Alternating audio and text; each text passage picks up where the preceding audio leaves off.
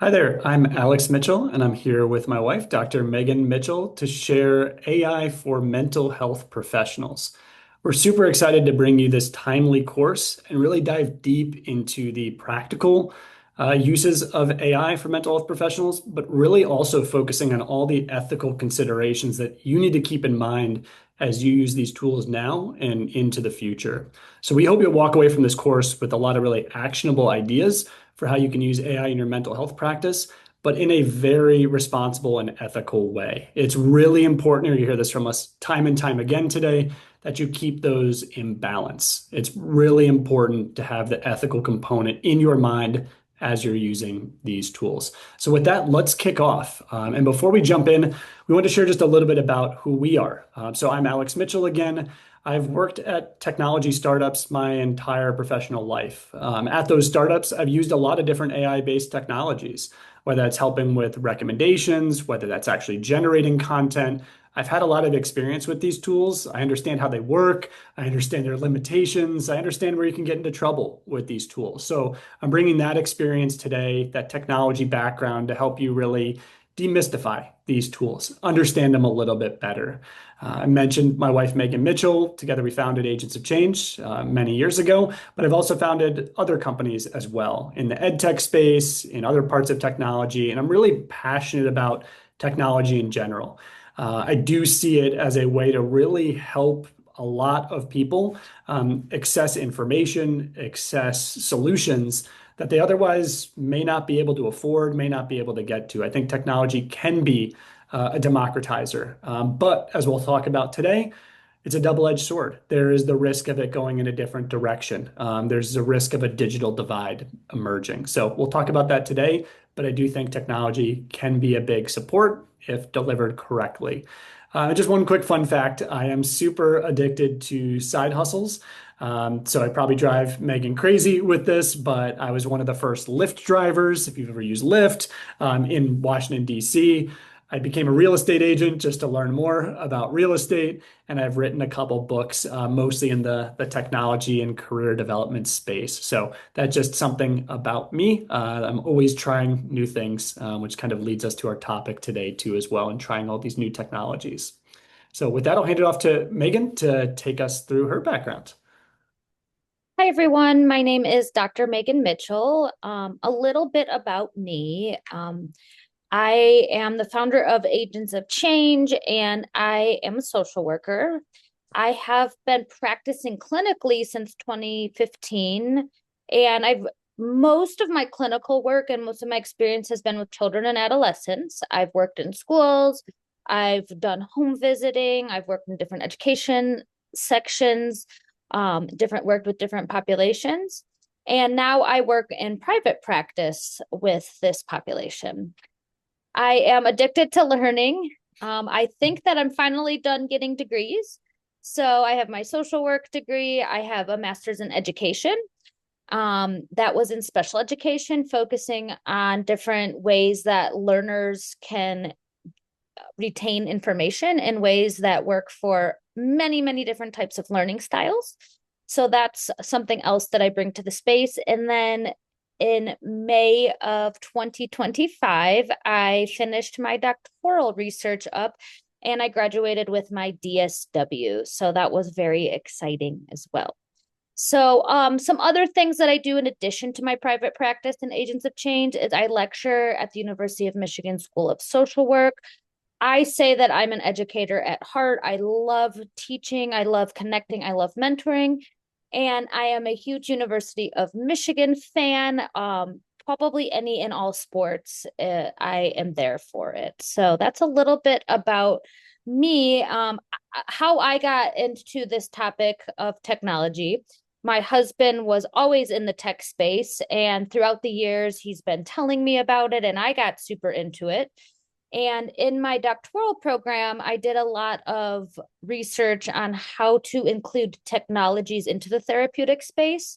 So that really, just by the way that AI has come into the fold, AI has been a big topic when we're talking about technologies and the ethical use of technologies. So I'm very into learning more about technology And especially when I work with young people, so children and adolescents, this is the world that they live in. So I find that I have to constantly be educating myself because there are so many new emerging technologies. And it's important that we as adults, we as practitioners, we as mental health professionals are aware of what's going on in the space. So that's kind of my background and how I got into the space and how I got interested in technology for mental health professionals. So that's a little bit about our backgrounds. We can go ahead and jump on in. Yep. So looking at the agenda, so first we just want to survey the landscape. A lot has changed and a lot has developed, and a lot of new things have emerged over these past few years since ChatGPT came on the scene in 2023. So we're going to take you through some of the different tools that are out there, some of the limitations that are out there, probably some names you've heard of, some things that'll probably be new for you. Megan's going to take you through a lot of those ethical considerations that we talked about before. Again, it's a critical component for how you use these tools. There's a lot of things that kind of happen behind the scenes with AI that we're going to try and demystify, but ethics should always be in the front of your mind as you're using these tools. So we will take you through that. We'll make sure you're prepared to approach these tools in an ethical way. And then we'll actually look at some practical applications. So again, we'll step beyond the ethics, we'll step beyond the foundations. We'll think about your practice, your population. How can you actually apply AI? What are things that you can do to make your life easier, less stressful, help you serve your clients better? We're going to jump into that in our practical applications section. And at the end, we're actually going to go directly into three of the most popular tools. We're going to orient you into how those tools work, how you can get the most out of them. And we're actually going to submit some queries, some prompts to these tools. And we're going to talk about what's good, what's missing, what maybe could be good follow-ups, what maybe are limitations that we see in the responses that we get from these tools. So hopefully, again, by the time we get through this course together, you'll really feel empowered to use these tools confidently and in an ethical way. And I just want to preface this training by saying that we are hoping that you will leave with a balanced understanding of AI. We're not here to say we are super pro AI or super against AI. I think that is everyone's responsibility as a mental health professional in the space to just understand what is out there, check with the code of ethics, and for you, find pieces of this training that are going to feel good for you and are a good fit for you in your practice. Everyone's going to come in somewhere different with their understanding of AI and their ease and comfortability with it. So I hope that you just take that away, that we hope that you just have a better, more rounded understanding of the technology out there that exists after this training. 100%. Yeah, no one is saying you need to use AI every single minute of every day. We know some people are more interested in any type of technology than others, but we want you to be informed, like Megan said. We want you to understand the landscape so you can talk about it. Because as we'll talk about today, clients will probably start bringing it up if they haven't already.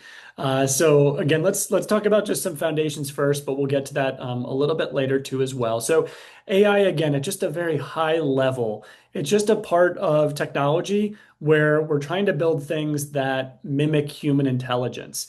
Again, mimic is an important word. I know Megan will probably say this a few times today. These are not humans that we're talking with, right? This is a model. This is code from a computer that's similarly sounding to a human, but it's not a human. It doesn't have judgment like we have. It doesn't have the background and the humanistic things that a professional like Megan has, right?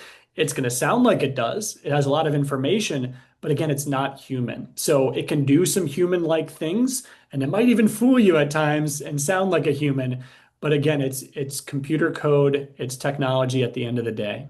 And so AI often we think about now that ChatGPT has been so popular, we think about that as AI. There's actually a lot of AI that's been around for a long time. So when you're on your own Netflix, your Netflix looks different than someone else's Netflix, right? So Netflix behind the scenes is trying to use AI models to find that next best show for you. Is it a British comedy with this actor and this type of drama, or is it, a cooking show that has these elements, right? They're doing all of that with AI. So you probably don't think about that much, but just recommendations in general often use AI to make them better. Of course, we talked about chatbots, and we'll talk more about that today. But even things like self-driving cars or voice assistants like Siri are using these models behind the scenes to try and just take kind of unstructured information that we ask, like humans do, right? We might ask it not perfectly. We might say, what about this? What about that?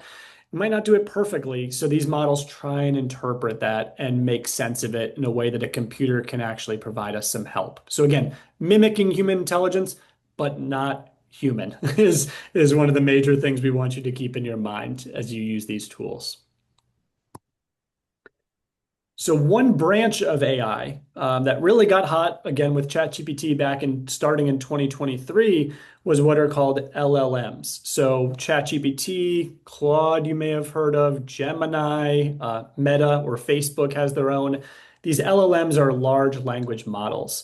And so this is where you're putting a question, a piece of text in, and you're getting a response back from the model. The way that this works is actually pretty simple. They kind of take as much information as they can. So think about like the entire internet or all of the books in a library, and they put it into this computer model. And when you ask it a question, it's trying to predict the response that you need and give you back something, appropriate, right? And it learns every time you're asking for more information or saying that wasn't a good response. Can you do more of this? It starts with that big amount of information, but each answer it gives you builds off of what we call the context. So again, the more information you give it, the more feedback you give it along the way, it kind of shapes the response that you're getting. And back, years ago when ChatGPT first came out, this was all text-based. But one evolution, as you'll see later in this course, is now all these tools can give you images, they can create videos, they can create audio, they can create documents for you, visuals, graphics. They've expanded to what we call multimodal models. So they started in this LLM territory, but they've grown to be able to provide you pretty much every modality at this point, which can be really helpful for both yourself or whether you're creating content for clients, that kind of thing. So again, using a huge amount of information, trying to provide you, an answer that you're looking for is what it's doing at the end of the day. And the landscape has gotten bigger. So, ChatGPT came out in 2023, and now there is a plethora of tools out there. So we mentioned a few of these already. Gemini from Google. So we all know Google. This one has really grown over the past few years. One you may not have heard of that we'll demo in this course is Claude, which is by a company called Anthropic that's grown pretty large too as well. Microsoft has a tool called Copilot. You'll actually just find this in all of the Microsoft tools. So if you're using Word or Excel or PowerPoint, you may have noticed a little Copilot over in the corner that will prompt you at times with AI help. Help you generate content, help you with writer's block, that kind of thing, right directly in the tools. Obviously, I mentioned Meta, which is Facebook. If you're not familiar, they have their own AI tools and a few others here as well that you may have known. Some of you actually might already see very specific AI tools coming out for documentation, sometimes embedded in the tools you're already using for client notes, referrals. You might see AI already pop up there if you haven't already, especially if you work at a bigger practice or you work at maybe a large agency or a nonprofit. They may already be experimenting with some of these tools to kind of help reduce administrative workload. So you should become informed on those tools and how those work as well. Those have really exploded, but they can fly under the radar because they might only be in a very specific niche. So I'm curious, think about these. Which are you actually familiar with? Which haven't you heard before? This might be a good chance to pause the course, go search and learn a little bit more about each of these tools if any of these names are foreign to you. But again, we'll dive into some of the bigger ones later in the demo section of this course. And I'll pass off to Megan to take us through a little bit now on the ethical side of AI and these tools. So, as Alex prefaced at the beginning in the introduction, as mental health professionals, when you are using AI in the workplace, you really need to consider, are you acting in an ethical way? That is crucial because if we are using technology, but we're not adhering to our code of ethics, that's a very big problem. And that's how we can get into a lot of sticky situations. And I guess, Megan, one question for you, do these tools know about the code of ethics that you have as a user? Would they know about those as if you're a social worker, a therapist, or a counselor? Are they aware of that? So you would have to prompt it. You'd have to prompt your AI chat bot to say, pull up the NASW code of ethics or give me a response that is within the ethical bounds of the NASW code of ethics. But it's not going to just assume that you are a social worker, you're a counselor, and pull from that. So I think that that's where, when we get a little bit deeper into the course, where we really need to learn how to use the technology in ways that is going to be designed specifically for our work in mental health.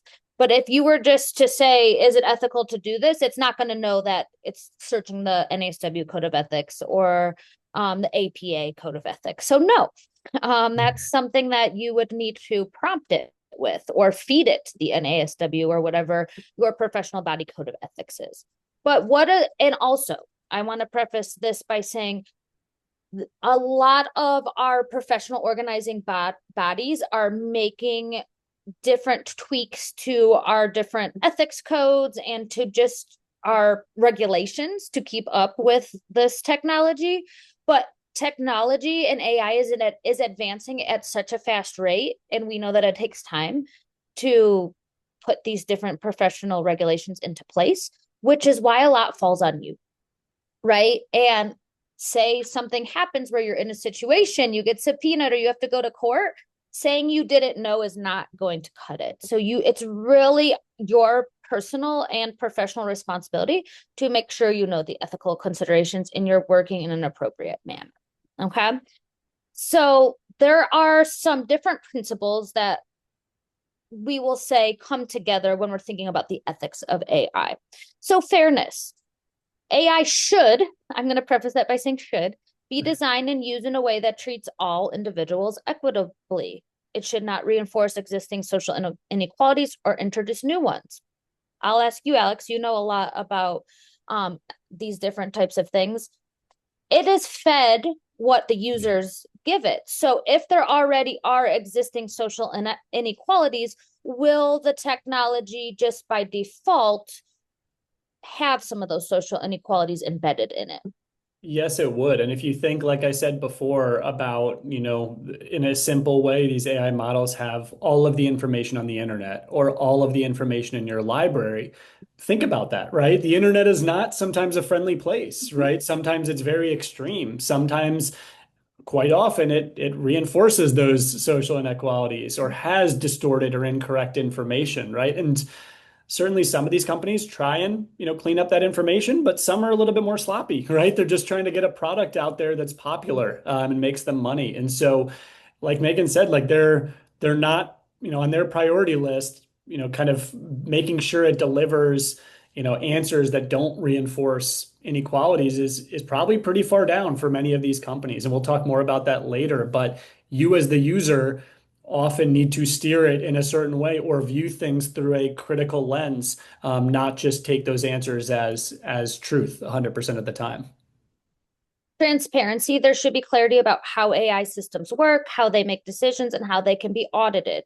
A lot of people do not know because you'd have to go and do the research about it. We'll talk about this a little bit later, but when you are using it, you are pretty much consenting to have your information put into the AI universe, right? So these are things to think about. When you're using it, it's out there, right? So there are some that will be more public than others. So you should really be making sure you're reading through user agreements and user terms and conditions if you are using any of these. Accountability. Those who design, develop, and use AI systems should be accountable for how they function and the impact they have on individuals and society. I think this is in a further slide, but there are very few mental health professionals that build these tools. So if it is an engineer or someone that is maybe more business minded, they might not be thinking about the things that we are thinking about as mental health professionals. So that's why our voice and our advocacy and our safeguards are really important in the space. Harm reduction. AI should not cause harm to individuals or groups. You've probably heard news stories out there that AI has been, been some really negative ways that it's been used because they didn't think of these risks, right? Because the technology is being developed so fast that they can't keep up with some of these things. Or there's, as a big system learns and learns and learns and learns, people are going to find loopholes, or the system's going to find loopholes. So if risks are identified, the companies making AI and using AI should implement different ways to safeguard them or to mitigate those risks. And we'll get However, into this. Oh, go ahead, Meg. I was going to say we'll get into this a little bit more with the demos later. yes. We've seen some small steps in this space that you'll see show up in the demos, some disclaimers, some warnings, but honestly, there's a lot more ground to cover. And like Megan said, really the is on you as Yeah. the professional to use that professional mindset, that understanding of ethics to interpret what you're seeing. You can't count on these tools to do all of that for you. And we will talk, we're talking a lot at our provider level. We will talk a little bit later about what if a client is using it?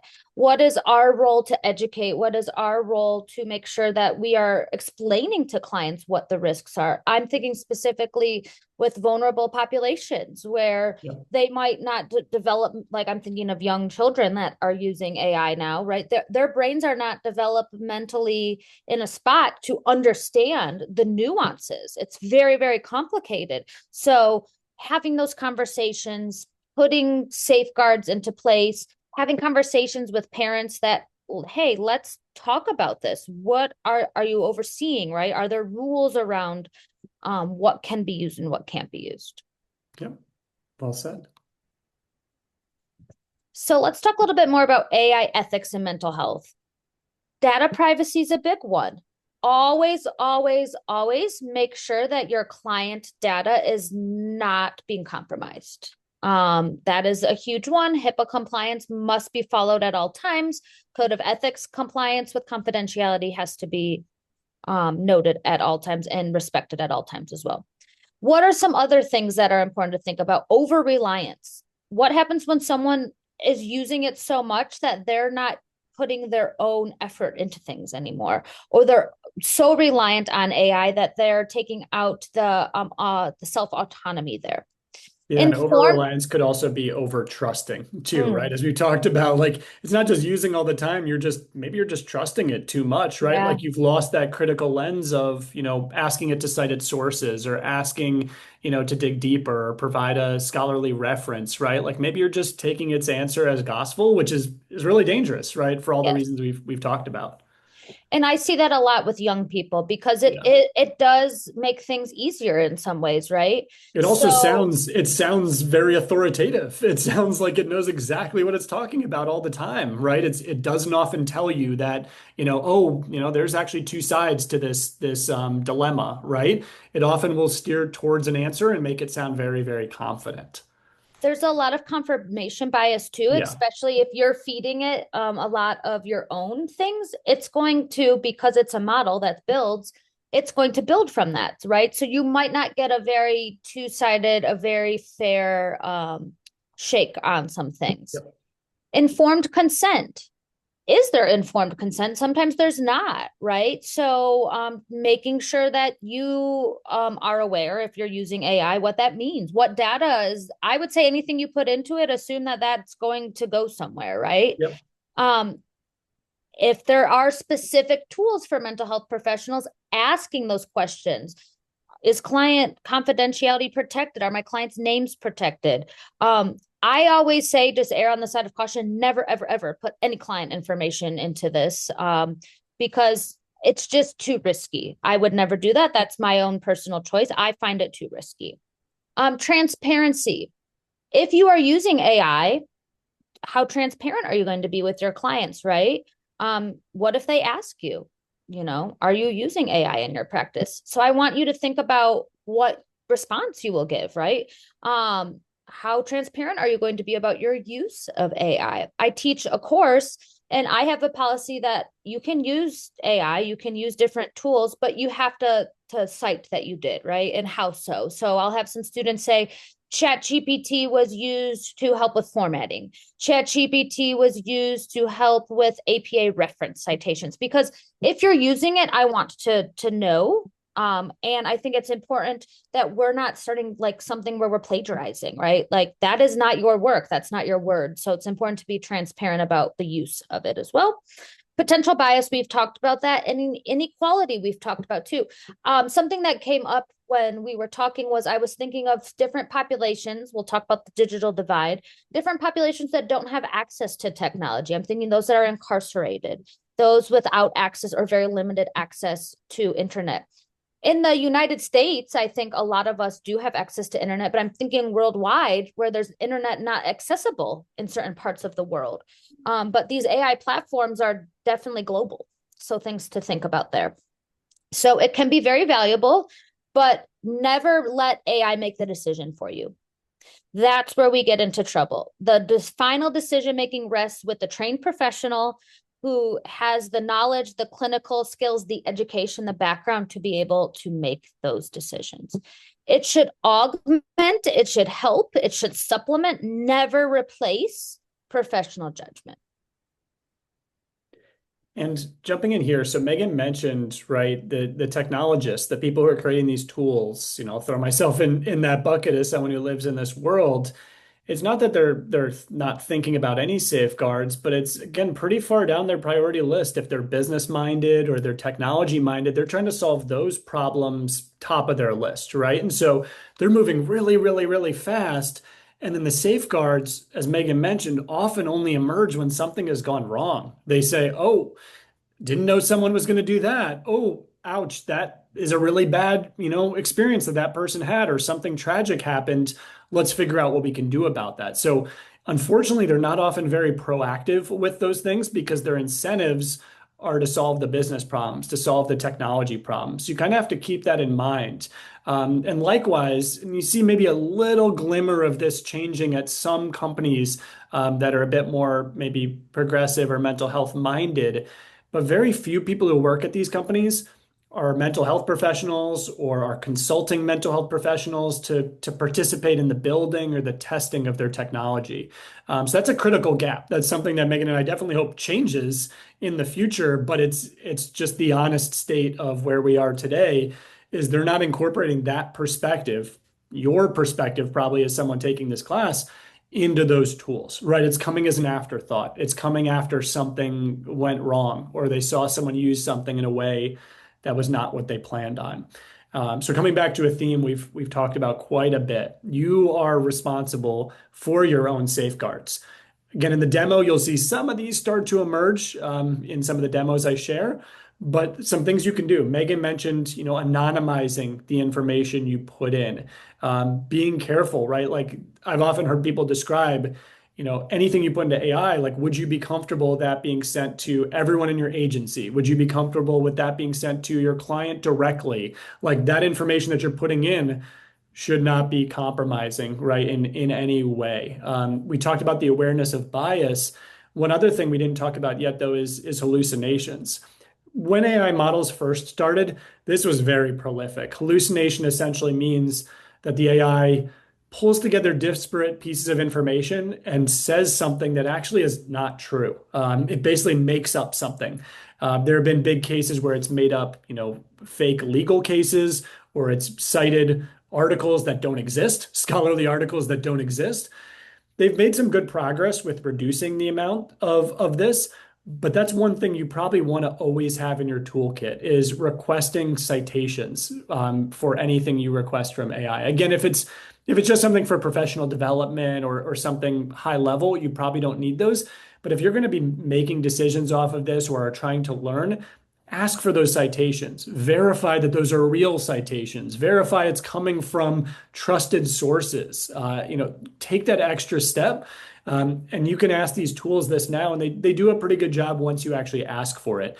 But out of the box, they might not actually do this check for you. So it's something just simple you can do to make sure the information you're getting is accurate, is trustworthy, and you really understand how those answers are getting created. So again, I hope this changes, but knowing what I know about technology, technology tends to always run a little bit ahead of safeguards, of regulations, and then those have to catch up. And so it's your responsibility to kind of make sure you're putting in place your own safeguards in the interim time. I don't know, Megan, if you wanted to add anything to this one. I do. So if you work either possibly in private practice or if you're at an agency or I'm thinking maybe hospital or something larger, a school district, you might be the one that has to say something about this, right? Because Yeah. there might be people that are not in the mental health space that are making these decisions. So you might be sitting on a committee. You might be saying, "Hey, what are our policies and procedures? Do we have somewhere that says our use of AI, our use of tech?" So I definitely encourage you to have these conversations, possibly with your supervisors. If you are a supervisor, make sure your supervisees are having these conversations. It is a must that we're having the conversations. We don't want to shy away from it because we have to advocate for the safeguards. We have to advocate for things to be safe, to be fair, and to be equitable. Yeah, definitely. And with these tools, to Megan's point, there are some settings that you can turn off. Like, for example, you can say, don't share my searches to improve your model or to provide answers to other people. But again, it's hit or miss. Some of these technologies have that tool, some don't. Some are a little bit unclear on exactly what is shared or not.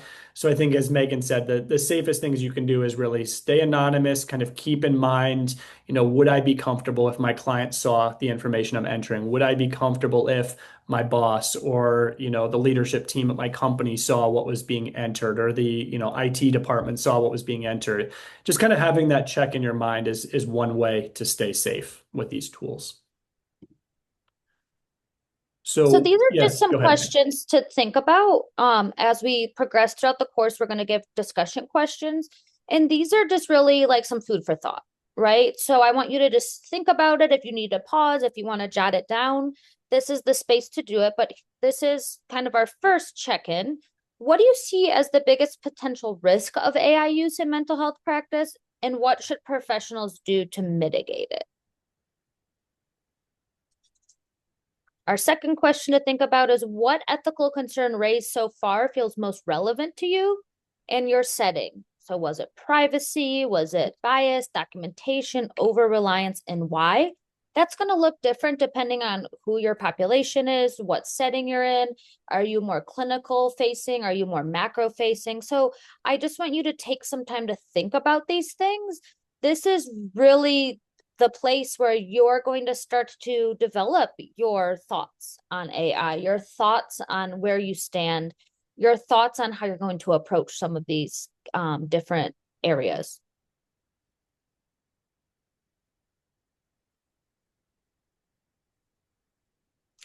So, what are some ways we can use AI in mental health? It's already out there. I think that there's a lot of ways it can be used effectively. There's a lot of ineffective ways that it can also be used. So, communication. You probably at some point have had a little chatbot that comes up that says, sorry, we're out of office. Like, can you use the chat to answer, right? How I see that working possibly in mental health is okay, say someone says I have an inquiry, the chatbot says that these are not within working hours, but if you are in crisis, here's some information that you can have. Similar to like an out of office message, right? I am not working right now, or the agency hours are this. If you need immediate assistance, here is some support resources. So that could be one, right? Or just some like I'm thinking standard FAQs that maybe if you work in a bigger agency, right? I'm just thinking like you probably see it on websites when you're shopping and stuff. So like what are your hours? I don't know, different things that could be just like the common questions. Do you take insurance? Right? I get that one all the time. So like a chatbot could be able to pop that up, Yeah, and I right? think the thing that AI can add to this is it can be aware of maybe a bit more information about you, where you're located, right? What state Right, you're in, and maybe what type of, let's say you're, a certain type of patient or a certain type. It can connect you to the right resources or pull the right snippets of the right resources to help you without pretending to be a human, right? It can just be a right. more effective way to get you a couple quick answers, or as Megan mentioned, route you to the right whether it's emergency resources or otherwise. It can just be a smarter interaction that gets you what you need in a more personalized way. Predictive. So identifying clients that need immediate support. I'm thinking I worked in the school systems. There was different software where test scores or social emotional screeners were fed to it, and it would kind of pop out data of who would be eligible for certain services, or given the feedback of a certain survey, who would be someone to reach out to. Um, with these, though, of course, you want to make sure that and there are tons of things out there already. We're not saying this is necessarily like a chat bot or a chat GPT or any of the different tools we've used, but there are specific programs that might have an AI aspect embedded into it. You might already be using something that has AI aspects into it. So that could be a predictive way to use it. We are going to talk a lot about learning and resources. I think this is the best way that AI can be used for mental health professionals. I use it often to kind of build my toolbox, right? So I talk about this all the time. Say I have a client, which I have many, that are very into Pokemon.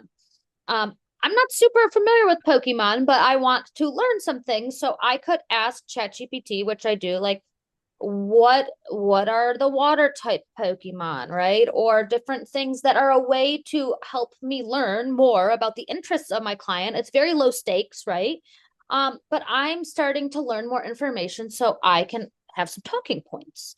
I'm also thinking of different things. Say that a client says, I'm looking for some health centers in my area that accept Medicaid. I could ask ChatGPT, what are different health centers within this radius, within the zip code that accept Medicaid, right? I'd want to check to make sure that what it feeds me is accurate and appropriate, but that could be a way to get the information that you need. So I think it's a great way to build learning, to build resources. I'm a very curious person by nature, so I'm always wanting to learn more. So I use it a lot of ways to learn more, ways to have resources to build my toolkit. And I would say one thing to build off of Megan's like Pokemon example too, that's different from maybe just like Google in the past, right? Is it could actually maybe build like a little game for you to play with that client that's Pokemon based, right? That explores maybe emotions, right? Something like Mm-hmm. that. So you can kind of prompt it in that way, and you can give it maybe an age range of the client, something that kind of again gives you a age appropriate game that explores emotions in the context of something they're interested in, right? Like that combination of information is the new thing that AI enables, right? For these learnings and these interactive activities that wasn't really possible before without spending a lot of time to Right. create these. So augmenting, right? Like that's going to save me a lot of time because I Yeah. don't have to buy a Pokemon book on Amazon, read an encyclopedia on the characters. I have that information more easily accessible. And because of that, I've actually been able to have some really nice sessions and some really deep therapeutic work with my clients, which ties into the next one of therapeutic support, right? Accessible and non-judgmental support, right? I use it for journal prompts. Give me 5 journal prompts for a teenager who's struggling with, I don't know, loneliness.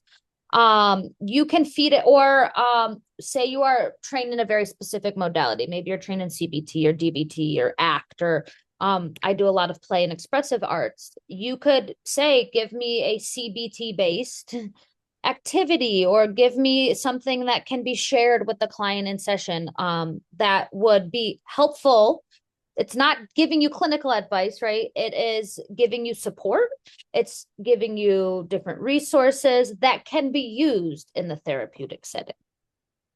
And then lastly, emotional support.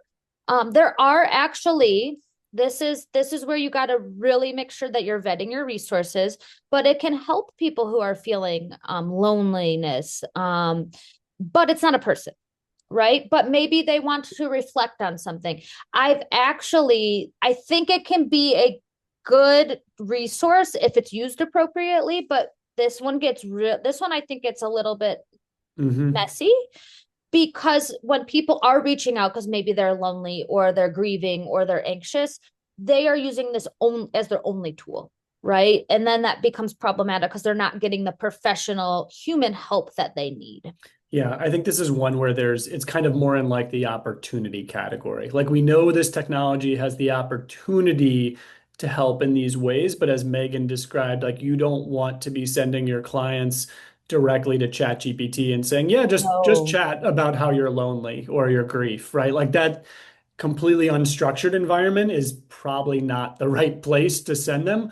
But we expect more tools to emerge in this space that have the right safeguards in place, that have the right maybe guides for the prompts and experiences, that can keep things in a healthy way. And if they get into an unhealthy place, can have the right maybe off ramps to professional support. So I think this one, as you heard from Megan's voice a little bit there, is one really you have to be careful with. But I think especially technologists, I think Megan too as well, are hopeful that this can be an opportunity area in the future for this technology. And I will say with this is where you're going to want to have those conversations with clients Yeah. because you might have clients say, well, I asked ChatGPT to diagnose me. I see this a lot, right? And I'm like, well, ChatGPT is a learning model. ChatGPT is not a professional. So then I'm going to say, well, let's actually take a step back. Why are you wanting a diagnosis, right? Like, what is going on? What symptoms are you having? So this is where, like, they might tell you they're using it in a certain way, and you have to take a step back and say, hey, let's have a discussion here. You're clearly wanting some sort of support, but let's do this in a way that we're getting you professional human support and not solely relying on an AI technology because that is not the same. And I have to have those discussions a lot. Because if you've ever played around and you might see a little bit in the demos, sometimes the bots will say language like, I understand, or that must be so hard. I can tell how hard this is for you. It's not a human. So the I or the feel or I believe I would love to see that language eliminated because it's not a human doing it. But when you're interacting with it, it can really, if you're lonely, if you're vulnerable, if you're a lot of things, it can feel like you're having a conversation with a real person. And that's not the case. So that's where I see a lot of problems, especially with young people or vulnerable people. The language actually that it feeds out to you is very much feeling like it's there to support you, but it's not a support that you can rely on. Yep. And so I think hopefully a lot of the things you're learning in this course can apply directly to those conversations that Megan's talking about with your clients, right? I think one really important thing is you want to make sure you don't just respond super positively or super negatively right away when you hear a client talking about AI. I think, it's described here on the screen as normalizing without endorsing, right? Like you want to explore, as Megan said, you want to understand the why that they're using this, what they're hoping to get from it, what they know about the tools, right? That's really important. These tools have quickly gone from just a few people using them to I think it's almost a billion people every Wow. single month are using ChatGPT. Like just think about that. A billion people are using that tool. The scale is crazy, right? And so if this hasn't happened with your clients already, it's bound to happen. So you want to make sure you take that kind of explorer's mindset. You really want to make sure that they understand the things that hopefully after this course you understand about these tools, the ways they should be using them, the weaknesses, the limitations, what they're hoping to get from it, while still kind of maintaining that therapeutic boundary you have, while making sure you're keeping your ethics as well as explaining them or being able to explain them to clients. And I'll go back to something Megan said before. If you choose not to use AI, you also probably want to have an answer for that too as well. If a client asks you, why don't you use AI? You want to be able to explain that as well, because that question might also come up. So again, we're not trying to push you one way or the other on this spectrum, but we want you to be informed and we want you to be ready for these questions from clients if they haven't already come up. And I will say, you probably are using AI sometimes in ways that if you're using Google, there's AI embedded in Yep, so many different things. So you might want to think about how you explain how you use it or what platforms you use or don't use, because there's definitely like a wide range of things as well. for sure. Definitely. I also like to say if you are going to use AI, you can generate images now, right? Like you can do lots of different things. If it's not your own work, say so, right? Like I've seen images and people are like, "Oh, have you seen this thing? It's not real. It's AI generated." So it people need to be aware that it came from AI because we don't want that it just to be like we talked about over reliance or over trusting.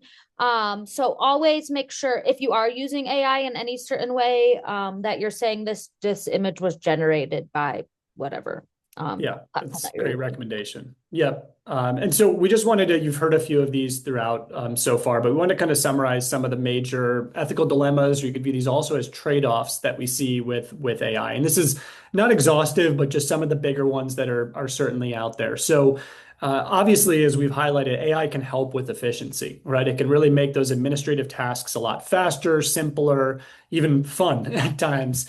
But you don't want to abdicate your clinical responsibility, right? You are still ethically and, as Megan mentioned, legally responsible for those clinician decisions. You can't say, "Oh, ChatGPT sent me down this path or provided that tool." That's not going to fly. So you have to keep those in balance. Like, great, it's helping me out with efficiency, but am I still maintaining that decision-making authority and clinical responsibility? Very, very important. And I wanted to just touch on that, an example of how you might use it to improve efficiency. So, say you see 5 clients in a day, plus you also need to do scheduling and order office materials and get your notes done. You could ask AI, how should I schedule my day? I Yep. work between the hours of 9 and 6. Here's my priority list. What do you suggest I do? How do I break up my time? Like, that's a way to make you more efficient, right? It's not taking away any clinical responsibility, but it's helping you or giving you ideas, generating ideas to make things more efficient for you. Yeah, it's a great example. The second one here, so is it a support tool or is it a subtle decision maker? This is actually a really interesting one. So again, if you're using AI more and more and these tools more and more, again, even if you're being ethically conscious, you're not putting in any private information, it might be nudging you, whether you know it or not, in certain directions. We talked about, that underlying data might be biased, right? And so you need to be careful that you aren't just getting kind of pushed down a path where AI is kind of making maybe some of the decisions or maybe not telling you all the options that you could have in this decision, and kind of steering you in a certain direction. We talked about these tools sound very authoritative, right? So you want to make sure you're asking things like, are there any other options? What are the trade-offs I should be thinking about? What is the different data I should be considering in this decision? What are the different sides of this decision? Those types of things to make sure, again, it stays kind of in that support tool category and not a behind the scenes decision maker or a decision steerer without your knowledge. And remember, AI never replaces professional knowledge, professional judgment. You still need to be seeking out clinical supervision. You need Yep. to be talking to colleagues. You need to be, if you need to, getting legal advice, getting advice in the proper channels. AI is not intended to be making those decisions for you. Yeah, if you have really, really sticky ethical situations, AI tools should probably not be your first place No. to go to talk about those. It should definitely be more those professionally trained supervisors and your peer groups and things like that, that you should definitely go to for that. Agreed. And this Um, ties yep, into the next one. Something that I think will start emerging too is like, do our chats, do our queries, could those be subpoenaed in court, right? I yeah, assume yes, anything that you put on could be. So these are things that you also need to think about too, is if you're asking it certain questions, will you be held liable for what you asked it? So be very, very, very careful of yep. what you are putting into these databases as well, because it could be subpoenaed, it could be used against you. Yeah. Another, I think, place that some people can get into trouble with, and this has happened with various technologies throughout the past, is personal versus professional. So Yes. you want to make sure if you're using one of these tools that you have a different login, different email, different setup, different settings for your personal versus your professional life, right? To Megan's point, like, I don't know, maybe your kids were using your ChatGPT account, or maybe you were using it for a completely different case. And now you're commingling like data, you're, kind of crossing some lines potentially. That's just something you want to avoid. And you could just do that simply with separate logins, separate accounts for your professional and personal life. Separate devices. Exactly. Yep. And then the last one, of course, we've talked about, potential inequities, bias, but one kind of trade-off, right, is conceivably these technologies could potentially expand access, right? We think, again, as Megan mentioned, beyond the United States, it's really hard to get, trusted health information in many countries, right? Obviously, that's a sensitive area, but maybe there are some basics that could get provided to people who don't have any access today. Okay, that could potentially be a benefit. But obviously, on the other side of it, as Megan mentioned, the digital divide, right? The people who are already advantaged, who already have the best computers, the best internet, the best knowledge of technology, were trained at the best and most expensive schools, who went to private school, whatever it is, right? Like they kind of got a jump start on everyone else with this, right? So, is AI just reinforcing and accelerating some of that inequity? So there's definitely a tension between these two as well. And I think this goes into like the broader question where people will fall in different places, have different thoughts of, is technology, is the internet, is that a human right? Yep. And I think people will fall in different places. But then does AI become a right of people? Is it, if you have access to the internet, you're going to have access to these different technologies. So just things to think about. And I also think about literacy. We assume that people are able to access information, read the information, feed it the information. What if literacy is a problem? So Yep. these are things to, there's some assumptions with AI that we need to take a step back and take our own biases into account of what do we assume when people are using this, or what do we not assume when people are using this? Yeah. Great point. Okay, let's jump into a few demos of these tools so we can see what they're all about. We can see how they look. And if you haven't seen them before, you can learn some of the techniques you can use and a little bit more about how each is different. So the first one is probably the one you've heard the most about over the past few years. It's been pretty impossible to avoid ChatGPT. So let's jump out of the presentation here and we can actually look at ChatGPT. So it probably looks pretty familiar to most of the folks here. There are a few different levels of ChatGPT. You maybe have used the free version. We have a paid version that we're looking at here. But I just want to show you a few different tools you can use as you play around with ChatGPT in the future. So the first is you'll notice there's this little plus over here. You can add a lot of different files or photos or different content from your Google Drive to help the ChatGPT provide you a better answer. Again, kind of as you've heard throughout this course, you have to be careful about what you upload. You don't want to upload any sensitive information. You don't want to upload any information that you want ChatGPT to potentially provide to another person. So be very, very careful with the content you upload using this feature. But it can be powerful if you need to upload, let's say, a document that you've created before that you want it to modify or add to. That's a great use case. Again, making sure that you have no private information there.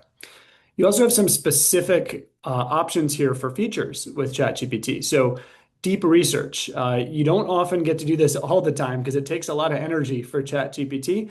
But if you needed to, let's say, look through all the regulations across all 50 states around teletherapy, and you wanted to compile a report on that, that's a perfect type of task for deep research where, if I click on this, you can see it adds that down at the bottom here. It really goes away for about 10 or 15 minutes and assembles that information and provides you, as it says here, a report with that type of content. So that's a great way if you really need that detailed analysis versus, a quick answer that you'll get otherwise. You can see there's a few other things here that you can do, but these will probably only be for expert users. So we'll probably stop there. One other thing I will highlight is ChatGPT has done a really good job of voice throughout the past year or so and adding that in. So One really cool thing, and we're on my laptop right now, but if you're on your mobile phone, you can go into voice mode for ChatGPT and you can really just have a conversation. So you could think about this as, maybe you don't have the opportunity to talk through an ethical dilemma that you're going through with someone else. Again, keeping any private information out of that conversation, but you could maybe talk about the bounds of that trade-off you're having or dilemma you're having. And really, ChatGPT, instead of giving you text response, will chat in voice. We'll just say back to you and we'll clarify. And it's surprising. It pretty quickly feels like you're actually having a conversation with another person. This can also be really good for brainstorming too, as well. If you're trying to think about something new you want to create or develop, voice mode can be a good way where you don't have to worry about being perfect. You just talk about the idea and it just talks back at you like a very intelligent person, a potential friend that you could have as well. So a cool feature to check out that you may not have played around with before. So I'd recommend downloading the ChatGPT app if you want to try voice mode. Let's go over to Claude. So ChatGPT again is by a company called OpenAI. Claude is by a company called Anthropic. So if you hear the name Anthropic, they have Claude, they have a few other tools as well. So one thing you'll notice here is very similar. They have a plus down here where you can add those files or photos that you want to provide Claude in order to, have some context, have some information to help you with your question. You can see they have some other things too. They have web search, which is kind of a default feature nowadays with any of these tools, is it's not just giving you information that it knows from 6 months ago or a year ago. It's actually going out to the web and getting up-to-date news stories, up-to-date content. You'll see that really with any service you use. So you don't really have to turn that on. Usually it's just kind of by default. One interesting thing Claude does that's a little bit different, and you'll kind of see in a few of our demos, there's a little style difference with Claude. It's a little bit more friendly. It's a little bit more accessible, kind of more like a partner, where ChatGPT at times just gives you the answers, just gives you the details. So you'll see here, they actually allow you to modify the style. So if you want something more formal for maybe a presentation or business purposes, or if you want something maybe a little bit more learning or explanatory, if you're trying to understand a concept, you can actually request that right here, which is a pretty cool feature that you don't see from the other providers. So again, it's a little bit more friendly, a little bit more conversational. Again, they have this research mode. They called it extended thinking here instead, but that's that same feature we just saw with ChatGPT. So again, the ability to tell it to take some more time to, kind of look at some more resources, cite its resources, provide something really comprehensive, a report, right? So that's something that, Claude does as well. They just call it extended thinking. Claude also gives you the ability, as does ChatGPT, to choose between models. Honestly, this is again a power user feature. I wouldn't be too stressed as you're using Claude or ChatGPT or Gemini or Microsoft. Don't get worried too much about the models. Over the past year or so, all of these providers have gotten better at kind of automatically choosing the right model to use based on the type of question you have. So again, don't stress about that, but that's what these dropdowns mean here. And then the last one I want to orient you to before we actually go and we do some queries here is Google Gemini. So Google, as you may have seen, has started actually incorporating Gemini directly into their search results. So you'll often put something in google.com and you'll see a response at the top that's powered by what we're looking at here, Gemini. So essentially their ChatGPT. Again, similar organization here. So you can add information. They do have this thing called tools. In their case, they call it deep research. So you're seeing a lot of similarities with these tools, right? So deep research, again, is that, take the 10 to 15 minutes, really make sure you're getting this high quality report style information. One of the things that Gemini has gotten really good at lately too is actually creating images. Of these, Gemini has been by far the best at creating images. So this can be for serious purposes or it can be for fun purposes as well. And then they have, again, a few different models to choose from. Google does a pretty good job of making them very simple. They're not named complex things. So do you want it fast? Would you like it to think? Or do you have some advanced math or code that you need? So that's pretty simple and easy to understand, where Claude and GPT were a little bit more complex. So All, as you can see, are relatively similar. Each has kind of a pros and cons. Again, with ChatGPT, it's that voice mode that I'd recommend trying out. With Claude, it's kind of that personality, that conversation, that ability to adjust style that kind of stands out for your purposes. And with Gemini, it's a really simple, easy to use, as are many Google tools, as well as, a great kind of image creator, kind of a best in class for that feature right now. So again, that's just a quick overview of these kind of top three providers out there. So with that, we can actually jump forward a little bit here and let's talk about some prompts before we actually click these in and see what we get back. So let's start with some psychoeducation prompts. So in this case, we're going to prompt these three tools with this statement: provide educational materials on coping strategies for individuals with anxiety disorders, including relaxation techniques, cognitive restructuring exercises, and self-care practices.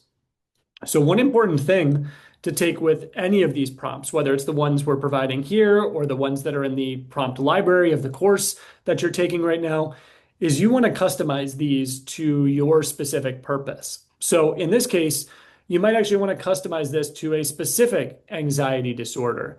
You may want to consider specific cultural factors that may impact coping strategies. So the more information you put into this prompt, the better information you're going to get whichever of these providers you use. So you want to always view that prompt as kind of a starting point, right? But tailor it to that specific case.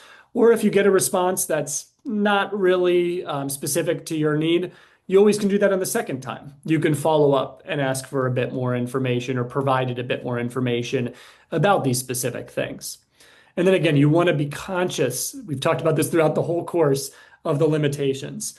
This is not a professional you're talking with. This is a model. So these materials should not replace individualized therapeutic interventions, professional support. You want to make sure that both you and any clients understand context, limitations of any resources that are created. So again, that kind of goes for any of these prompts we're going to look at. You always want to keep those limitations in mind. So we're going to actually click into a few of these and see what results we got with ChatGPT, with Claude, and with Gemini. So let's go to ChatGPT first. So again, we gave it that prompt. We'll scroll up to the top here. And again, as I mentioned, as we walked through ChatGPT, it's pretty direct, right? So it's giving you some kind of common strategies used in kind of a CBT context, mindfulness-based interventions, stress management programs. So what's interesting now that was not really present in these tools before is they're becoming a bit better at kind of giving warnings and disclaimers. So you can see here, not a replacement for professional care, but can be effective supports. You may also have seen down here, it's in really small text, ChatGPT can make mistakes, all right? Check important information. So again, they're not doing everything to make it clear that you need to check all the information, but they're doing a little bit that they weren't doing a year or two ago. So again, as we go down here a little bit, we can see this quote unquote guide that it put us together. It gave us a little bit of a background on anxiety and what anxiety disorders involve. Gives us some relaxation techniques, a few different strategies here, things that you could share with a client, things that you could adapt, some cognitive restructuring, so identifying distortions, kind of talking through thoughts, even gives you kind of what could become a worksheet. So this could be a good follow-up if you liked this format. You could ask ChatGPT to actually make it a more formalized worksheet for you to use, that you could then take into Word or any other tools that you use. Gives you some behavioral coping strategies. So you can see a lot of ChatGPT, it's like bullet points, quick explanations, maybe things that you could ask it to elaborate on, right? These are pretty high level things so far, some ideas, but probably things you want to ask for some more information. So let's go back here and let's see what Claude came up with for the same exact prompt. So first you can see again, Claude, more conversational, right? You're not seeing just a mess of bullet points and numbers here, right? It's giving you a high level on what, anxiety disorders are. It's giving you some of those same relaxation techniques, right? So it's giving you that same 5, 4, 3, 2, 1 technique that we just saw, some guided imagery. Here's your, cognitive restructuring exercises. So it gives you, some definitely similar information as ChatGPT, kind of just a different format. If we keep scrolling down here, it's talking about actually, a pretty big section on when you should seek professional help. So again, these tools have started to build in some safeguards, some recommendations for when you need to talk with someone, when, talking with a chatbot is not sufficient, right? This is a journey, not a destination. There's going to be setbacks. There's practicing of skills. There's learning. This is not a substitute for professional treatment, right? So trying to provide some of this information alongside some helpful exercises. And rounding it out, let's check out Gemini. So again, the Google tool, let's click into that one and see what we got. So with all of these too, one thing that I didn't highlight already, there's now the ability to share these conversations. So I was able to actually search ChatGPT and then share these results. So it's easier in some tools. It gets shared by Alex up here. It's very clear. In Gemini, there's a copied link here. But this is great for when you're working with your colleagues. You can go back and forth with any of these tools. And then when you want to actually share, the output or share what you went through, or if someone, is going to add to it in your, your office, your agency, your nonprofit, you can actually share the direct link with them. So they've gotten a lot better at that kind of collaboration feature. So that's something I definitely recommend taking advantage of. Just be careful. Again, once you share these links, these are public links, so anyone can access that thread if it got, shared outside of your agency. So be careful there. But here, looking at Gemini, again, we can see we have some information. Interestingly, Gemini is actually giving us some citations. So that's an improvement on what we're seeing with the other tools that we just went through. We can see this one is Duke Health. So, if we wanted to learn more about these physical relaxation techniques, we could go to Duke there. Progressive muscle relaxation, it's citing a VA article there as well. So what's cool is, these tools are getting a bit better. In this case, it's actually built a little table for us about thought distortions, and we can go right to Google Sheets, which is like Excel, if you haven't heard of that before. So Google's pretty well integrated. It looks like it's providing some better citations here. One thing you can do with any of these, though, is you can always follow up and say, okay, give me the same answer, but cite your sources. Tell me where you got this information from. Find scholarly research that backs up what you're telling me. So I really suggest doing that, especially if you're not just looking for high level information, but you really want to trust the information you're seeing. So again, you can see some self-care practices. And what's cool is Google is actually giving us some potential next steps. Do you want a template? Do you want a checklist, right? So you're not having to kind of keep thinking of what you need next. Sometimes these tools are actually going to suggest things for you as well. And again, here's another disclaimer, right? Not a substitute for professional medical advice. So again, these are relatively new things that these tools are adding, which is moving in the right direction, albeit there's definitely more to be done. So let's go back to our prompts here and let's go to the next one. So this category is about case management and referrals. So in this case, we're asking for a resource guide on eligibility criteria and application processes for public assistance programs such as Medicaid, food stamps, housing subsidies, or childcare subsidies. So this is actually a really good example. If you were trying to do this, let's say across 20 states or all states, this might be a really good one to click on that research or deep thinking, mode of these tools to have it spend some serious time to find the latest information, the most comprehensive information across a really wide range of states. If you're just focusing on one state, you probably can get away with the normal functionality of these tools. And again, you could customize it. Could give it more information about local. So obviously what state you're in, you could give it more information about, maybe what languages you needed to provide information in, depending on what part of the country you're in or your clients that you work with. Maybe some cultural consideration information about accessing public assistance. You can kind of customize it in that way.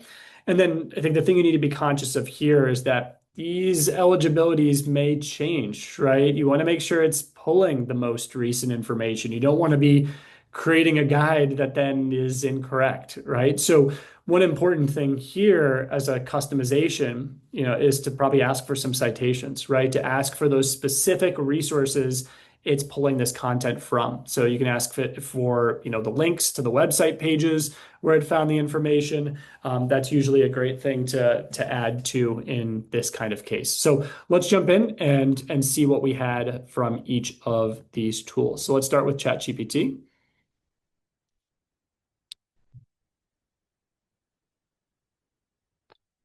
Cool. So here's our public assistance resource guide. So you can see without with any customization added, it kind of assumed we're thinking at the United States level here too as well. It does give us, some disclaimers. It can vary by state, income, household size, but it's basically giving a very high level overview of big public assistance programs. So kind of a what is Medicaid? Who gets Medicaid? As you can see, very high level categories, how to apply, 3 steps. We know there's a lot more than 3 steps to apply for Medicaid. And so it's really, really giving you high level information. So again, a lot of follow-up opportunities here based on what depth of information you're looking for. But if you're just really trying to survey the landscape, what are the different programs? What are the different rough eligibilities? Okay, this could at least start that conversation. So we can see SNAP here, housing assistance, childcare, right? So a good thing maybe to start mapping the world of what you need to, kind of dive deeper into to help your clients. Some general application tips, some helpful resources, and then again, some potential next steps, right? But again, I think the next step here is going to be going much deeper to be able to help clients. Let's go back here and let's check out what Claude gave us here. Okay, so in this case, Claude gives us something pretty similar, right? So it's starting with Medicaid. It's giving us some of those same stats about who is eligible, the major groups, how to apply, what documents are needed. It's giving us a little bit more information about how much processing time there is. Again, it's giving us kind of the same high level information. So what you'll notice here again is no citations. I'm not seeing any links to, where it found this information, any worries about or, risks of change or, things that have changed recently.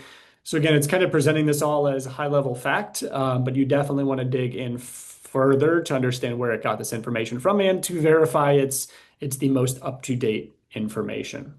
And if we go down to the bottom here, it's giving some important tips. It's giving some, state-specific information on how we can maybe go deeper and find that state-specific information. If you see here, there's actually a little warning here. It's current as of 2025. It may change. So it's giving you some of that. But again, what would be more helpful is actual citations. So that would be probably my first follow-up to this response from Claude. And let's come to our last one here. So we've got Gemini. Let's pop that one open. So again, it's giving us some of the same ones here too as well. So, foundational overview. So SNAP, formerly known as food stamps. It's giving us a little bit more information here. So instead of just percentages, okay, it's giving us actual dollar amounts. It's actually linking us to a state directory. There weren't really any links in the other resources we've got. So a little bit more information. Okay, so I can find my public housing, through this link. Childcare subsidies, again, a lot of the same information, and it's directing me, go to a particular state. So these tools are aware of some of the limitations, but again, I think you as the person putting this guide should pretty quickly see, okay, I need to modify this prompt to provide a higher level of detail. That's going to be actionable. That's going to be trustworthy. That would be your follow-up with this one. All right, let's come to our final set of prompts here. So these are more in professional development and self-care. I think this is honestly one of the best areas of these tools because you don't really have to worry as much about privacy concerns, right? It's not for your clients, it's for your development, it's for your self-care. Again, you certainly could get into trouble if you provide too much personal information about yourself. But typically with these things, you're asking for, how do I develop skills? How do I learn about this? Create me a learning plan for that. So in this case, the prompt is identify the importance of continuing education for mental health professionals and develop a plan to stay informed about current research evidence-based practices, and emerging trends in their practice area. So this is a great one to customize to exactly who you are. Obviously, you're taking a continuing education course from us right now. You probably have some more to take. So, provide these tools, what licensure level you have, what state you're in, what you're interested in, what topics you're trying to become better at, areas of expertise, type of agency you work at or private practice, type of clients you work with. Is it children? Is it adults? Is it geriatric? Provided all of that information, and then ask it these types of questions. Have it build you a continuing education plan. Have it space it out over time and create a calendar, right? This is a great use case for making your life easier and giving you a personalized, engaging plan for continuing education. So this is a really exciting area that I highly recommend starting with, honestly, because it's a pretty safe place for using these tools. So let's see what our tools came up with here. Let's click ChatGPT first. And we'll scroll up to the top. So it's first explaining again why it's important and then giving us a realistic, sustainable plan. So it gives us some really high level, why do we do continuing education? What's the importance of it? So of course, it makes sure we're ethical, we're competent, we keep things evidence-based. We kind of respond to changing needs and new technologies. That's why you're taking this course right now, is to be able to learn about new technologies, ways that you can help clients experimenting with these technologies. Obviously, it supports your licensure requirements and your professional growth. And so let's go down here. The more maybe interesting part is that actual plan, right? So it's giving a really high level plan here. It's giving a certain amount of hours per week. It's telling me to complete required CE credits, but it's not telling me anything about how many I have. Again, this is where if I told it my license, if I told it my state, it could probably provide a lot better information than what we're getting here. Again, some kind of high level information about professional communities, new techniques that are emerging, trends, innovations, and reflective practice. So you can see it at the end here. It says, can I tailor this to a specific role? Yes, this is what you should be doing. Tailor it to your role, your practice area, your interest, your state. All of those things would make a much more comprehensive, helpful guide. Let's see what Claude came up with here and if there's anything different from Claude. Okay, so with Claude, as we can see again, we're kind of getting things in a more kind of written long form format. It's giving us a little bit more actionable information. So again, some of that high level weekly commitment, but it's telling me, some things I can actually do next. Okay, I can subscribe to some journals. I can use Google Scholar keyword alerts for interesting information. I can join organizations. And it's even actually giving me like a way to diversify the portfolio as it describes here of the 20 to 40 hours I need potentially. So again, of course, giving it more specific information would get better, but it looks like Claude's getting a little bit deeper, right? It's telling me I should do a mix of in-person, online courses, webinars, conferences that can kind of give me a well-rounded experience no matter what I'm trying to learn. And if I kind of scroll down to the bottom here, let's see how it ends it. It's more talking about sustainability. So interestingly, Claude is not prompting for more specific information. It probably should. That would make this a better and richer report. So let's come to our last one here, Google Gemini. And I'm just going to close these out because we have a lot open at this point. So let's close those. Okay, let's come to Gemini here. So you can see here, it's giving just a little bit of an introduction. It's giving some of those basics, again, about continuing education. So Google's also, like Claude, is giving some more specific information. So again, that Google Scholar alerts, aggregators, podcasts, and newsletters, so a little bit different there. But again, some of those kind of high-level things you can do. What's cool is actually Google is pulling some emerging trends that you should be aware of in your continuing education practice. So obviously you're taking an AI course right now. That's number one here. Precision psychiatry, whole person care, digital therapeutics. So some potential other areas to check out What's cool is it actually brings in a video here too. Here are 10 key trends. In this case, talking about psychology and mental health.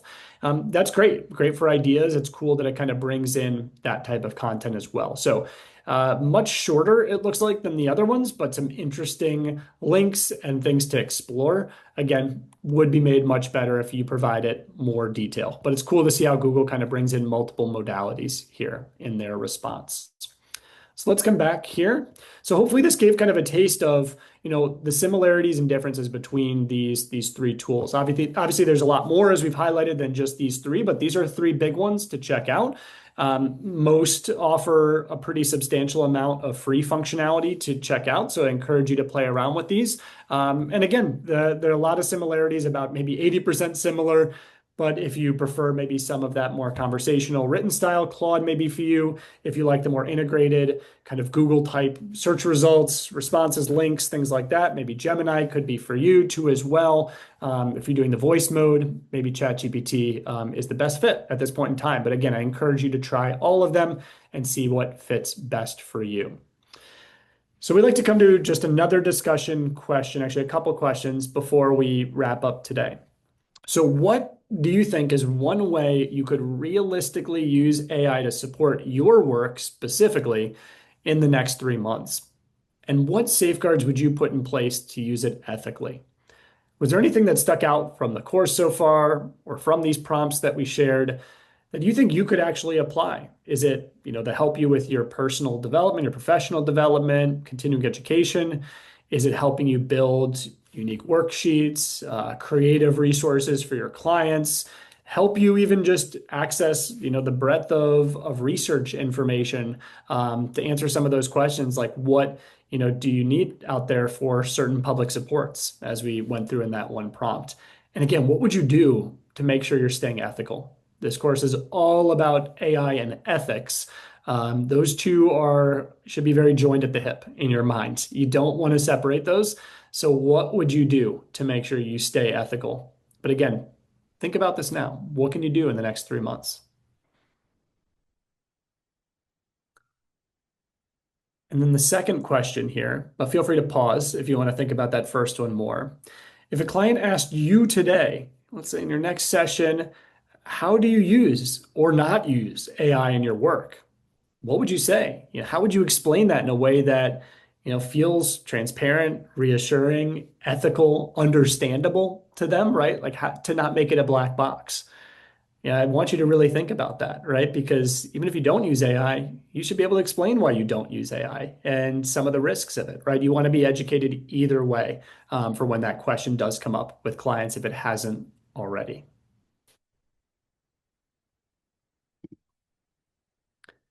And that brings us to an end here. So if you saw this video on YouTube or you're listening to this on a podcast, please check out this full free 3 CE ethics course. So the free 3 credits, ethics credits for your CE. Again, we're both ASWB and NBCC approved. So whether you're a social worker, therapist, counselor, you can claim these credits for free by completing the full course. So you can find that at tinyurl.com/AI mental health course.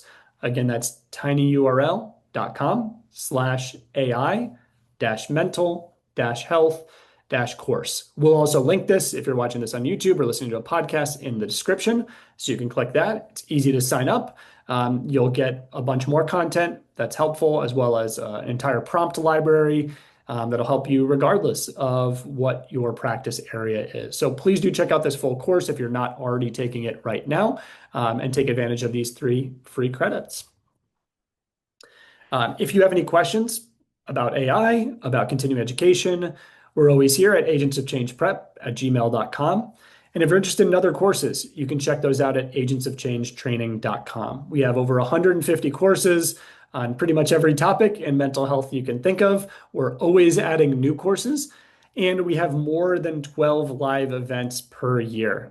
We're really excited to keep putting on more and more live events, so please check out the live event schedule at agentsofchangetraining.com, and please join us if you haven't already for a live event.